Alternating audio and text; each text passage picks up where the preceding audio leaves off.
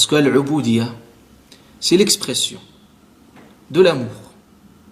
On ne peut pas concevoir un rituel, un ibada, une adoration. D'ailleurs, le mot adoration en soi, quand je dis j'adore quelque chose, c'est-à-dire que je l'aime autant, je l'aime intensément. Donc l'adoration ne peut pas être conçue sans qu'il y ait un consentement, un amour, parce qu'on ne force pas un cœur à aimer, et le faire de façon plus sereine, et le faire avec tout notre agrément. Al-ubudiyya ici, le sens de l'ibada, ce n'est pas uniquement le sens que prend les formes de l'ibadat les plus connues. Certes, l'ibada ne se résume pas au sens rituel du terme. Le fait de faire la prière, de faire la zakat, sont des ibadats indispensables et fondamentales.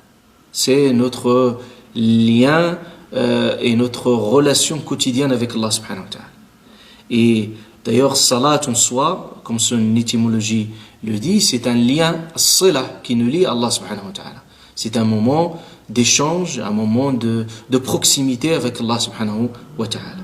Ces ibadats, ils sont des formes de qurubat. Qu'est-ce que ça veut dire le qurubat? Le qurubat, c'est-à-dire c'est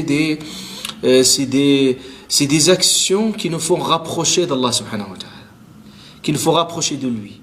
Et on ne cherche pas uniquement juste à être récompensé, c'est tellement important.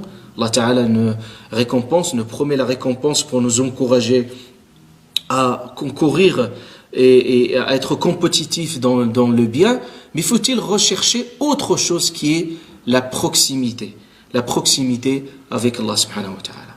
Et al-ubudiyya, iyyaka na'bud, c'est toi que nous adorons dans l'exclusivité. Ça veut dire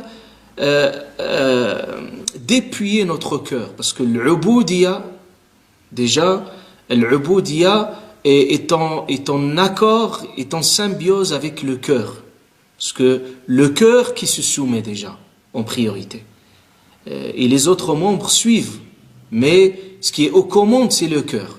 Et quand on parle de l'ubudiyya ici, au sens de la purification de nos intentions, pour que tout soit voué à lui. Et le sens de l'adoration, comme je l'ai dit, dans toute notre vie. Toute vie, l'acte le plus banal soit-il, peut être même l'acte charmant.